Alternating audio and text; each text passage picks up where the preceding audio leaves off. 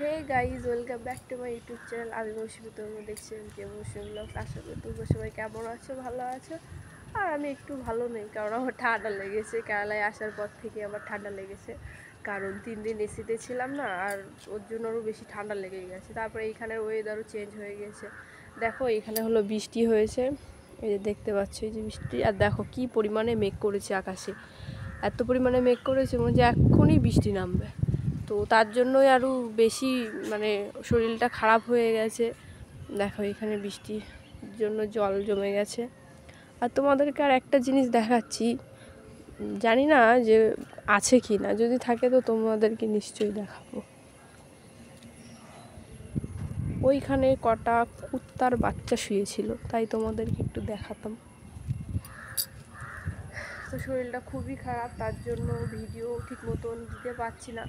আর যদিও বা দিই তাহলে শর্ট ভিডিও আসছে, আর লং ভিডিও অনেক ভিডিও এডিট করা বাকি, ভয়েস ওভার দেওয়া বাকি। কারণ বাড়িতে ছিলাম, ঠিক মতন ভিডিও এডিটও করা হচ্ছিল না, ভিডিও এডিটও করতে পারছিলাম না ছিল। তার মধ্যে ভয়েস ওভার দেওয়াটা কেমন একটা, মানে সবাই শুনবে, পাশে থাকবে, আর অনেক আওয়াজ আসছিল, এর জন্য আর ভয়েস ওভার দিতে পারছিলাম না, আর ভিডিও এডিট করার সময়ও পাচ্ছিলাম না। তো তার জন্য এখন এখানে এসেছি, এখানে কেউ নেই, ভিডিও মানে এডিট করার সময় কেউ ডিস্টার্ব করবে বা কিছু তেমন কেউই নেই। আমি একাই থাকি সারাদিন রুমের ভিতরে। তো আসবে আস্তে আস্তে সব ভিডিওই আসবে, অনেক ভিডিও আছে এডিট করতে হবে। আর সত্যি কথা বলতে আমার বাড়িতে জানে আমি ভিডিও করি, কিন্তু আমার ইউটিউবের চ্যানেল কেউ জানে না। আমি বাড়ির কাউকে আমার ইউটিউবের চ্যানেলের নামটা এখনও বলিনি, কারণ আমার ভালো লাগে না, কেমন একটা লাগে যে আমার বাড়ির লোক আমার ভিডিও দেখবে, তার জন্য আমি আর বলি। তো আর কয়েকটা দিন যাক, তারপর নিশ্চয়ই জানাবো বাড়ির লোককে। সবাই জিজ্ঞাসা করছিল যে চ্যানেলের নামটা কি, আমি আর বলিনি কাউকে। আর বাড়িতে গিয়ে তেমন ভিডিও বানাতে পারছিলাম না, কারণ আমার সময়ই হচ্ছিল না। তো এইখানে এসে আমি একটা জিনিস দেখলাম, এইখানে এসে আমি ছাদে এসেছিলাম ঘুরতে, একটু বৃষ্টি হচ্ছিল তার মধ্যেও। তো আমি আসলাম, দেখি বৃষ্টি আসছে আরও জোরে। তো আমি যে একটু পরে ভিডিওটা শ্যুট করছি, তো দেখে এখানে না কুত্তার বাচ্চা হয়েছে। কারণ এইখানে কুত্তার বাচ্চা হচ্ছে, কারণ আমাদের ওইখানে তো কুত্তার বাচ্চা হতে গেলে মনে হয় মাঘ ফাল্গুন মাসের দিকেই হয়, আশা করি শীতকালের দিকে হয়, মাঘ ফাল্গুন মাস এরকমই হবে হয়তো। তো এইখানে দেখি যে এখনই কুকুরের বাচ্চা হয়েছে। তো চলো তোমাদেরকে দেখাই। দেখো গাইজ, কুত্তার বাচ্চাগুলো খেলা করছে, দেখেছো? আমি তোমাদেরকে বলছিলাম না যে এখানে কত ছোট ছোট কুত্তার বাচ্চা আছে। দেখো কেমন খেলা করছে। আর ওই যে পাশে ওর মা শুয়ে আছে।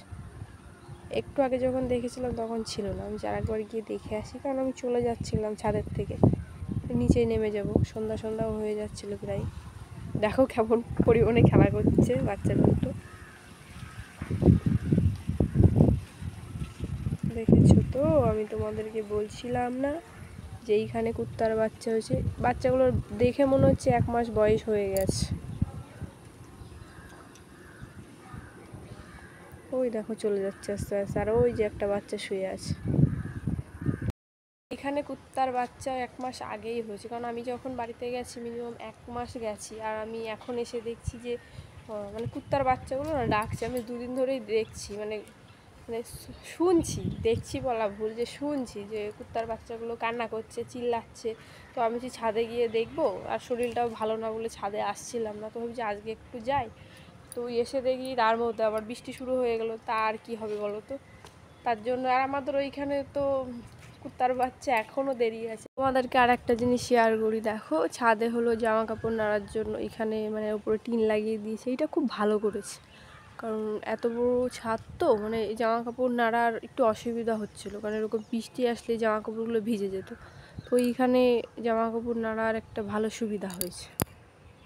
আরও একটা জিনিস দেখাচ্ছি, চলো তোমাদেরকে। দেখো এখানে গাড়ি পার্কিংয়ের জায়গা করে দিয়েছে, কারণ আমরা যখন বাড়ি গেছিলাম তখন এটা ছিল না। তো আমরা এসে দেখছি এইটা করে দিয়েছে। আর এই দেখো বিল্ডিংয়ের সামনেটা এমন দেখায়, খুবই সুন্দর, এখনও কাজ চলছে। আর এই জায়গাটা দেখে চিনতে পারছো তো তোমরা? ওই দেখো দূরে পাহাড় দেখা যাচ্ছে। যখন শীতকাল আসে না, মানে আমাদের ওইখানে শীতকাল হলেও এইখানে কি বলতো অতটাও ঠান্ডা নেই। এইখানে মানে গরমকাল যারে বলে, প্রচুর পরিমাণে গরম পড়ে, আমরা ফ্যান চালিয়ে ঘুমাই রাত্রে, কারণ কলকাতায় যখন ঠান্ডা এখানে প্রচুর পরিমাণে গরম। কিন্তু একটা জিনিস কী জানো, রাত্রেবেলা কুয়াশা পড়ে। এই যে ফোনের টাওয়ারগুলো দেখছো, এইগুলো কুয়াশাতে যেন ঢেকে যায় পুরোপুরি, ওই পাহাড়গুলোও ঢেকে যায়, এগুলো দেখাই যায় না বললে চলে। দেখো, দেখেছো কত সুন্দর পাহাড় দেখা যায় এখান থেকে। আর দেখো এগুলো পাহাড়ের ওপরে সব বাড়ি, এই যে এইগুলো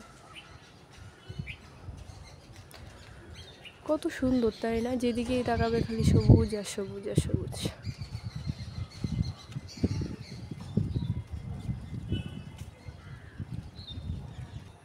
আর একটা জিনিস তোমাদেরকে দেখায়, দেখো এখানে নারকেল গাছে নারকেল হয়েছে প্রচুর পরিমাণে, কিন্তু একটাই জিনিস কী বলতো, কেউ না নেওয়ার লোক নেই, এইটাই হলো আসল কথা। এইখানে যে এত পরিমাণে নারকেল আছে গাছে, আর সব নারকেলও ওই নিচেই পড়ে আছে। দেখো, ওই যে দেখো দেখা যাচ্ছে নারকেলগুলো সব ওই যে নিচেই পড়ে আছে, কেউ নিয়ে যায় না জানো তো নারকেল। এইখান থেকে সব নিচেই জঙ্গলের ভিতরে পড়ে আছে। দেখো এইখান থেকে দেখা যাচ্ছে যে কত নারকেল পড়ে গেছে, এইখান থেকে সব ওই নিচেই পড়ে আছে। কেউ একবার হাত দিয়েও দেখবে না যে এইখানে কি আছে না আছে। দেখো অনেক নারকেল হয় এই গাছটাতে, কেউ হাতও দিয়ে দেখবে না, সব নিচেই পড়ে থাকে জানো তো। আর এই জিনিসটা যদি আমাদের কলকাতায় হতো তাহলে কেমন হতো, মানে সবাই বসে থাকতো যে কখন নারকেল পড়বে আর আমি গিয়ে কুড়িয়ে নেবো, এমনটাই হয়। বেশিরভাগ গ্রামের মধ্যে হয় এই জিনিসটা, কারণ কারোর কাছে যদি কিছু পড়ে সেটা নিয়ে নেয়। তো তাই আমি ভাবি যে এইখানে এত পরিমাণে নারকেল কেউ একবার ছুঁয়েও দেখবে না যে আমি একবার নিয়ে যাই, মানে যেমন নেই এইখানে। এইটাই সব থেকে ভালো, তাই না? এইখানে নিয়মগুলো অনেক সুন্দর, রাস্তাঘাটে যদি তুমি যাও অনেক সুন্দর নিয়ম। আমাদের কলকাতার মতন এমন না, এখানে খুবই ভালো পরিবেশ, সত্যি বলতে খুবই ভালো এখানে। আর ভিডিওটা কেমন লাগলো একটু জানিও, আর গলার ভয়েসটা একটু মানিয়ে নিও, কারণ ঠান্ডা লেগেছে তো তার জন্য গলার ভয়েসটা এমনই হচ্ছে। আর ভিডিওটা যদি ভালো লাগে লাইক কমেন্ট শেয়ার আর সাবস্ক্রাইব করে দিও। আবার দেখাবো নতুন কোনো ভিডিও। টাটা।